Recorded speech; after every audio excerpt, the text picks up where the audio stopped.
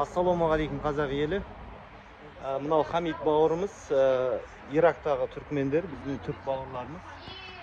Мынау Ирак түркмендердің байрағы. Мағынасын қазір Хамид түсіндіріп бер, мағынасы ne? Bu iki beyaz çizgiler, biri Dicle Özen, Мынау екі өзен мағына беріледі. Fırat. Fırat. Aynen. Bu da mavi de gök mavi, kök mavisi. Hilal de bizleriz orada. Anladım. Nüfusu kaç? 6 milyon. 6 milyon.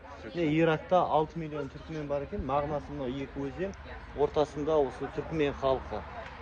Мынау тұран дүниесін кішкене басқа елдерде білетін болсын. Міне осы неде бүгін жиналдық.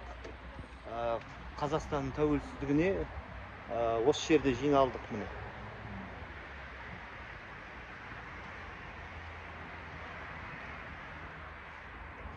Жасасын Туран. Жасасын Туран.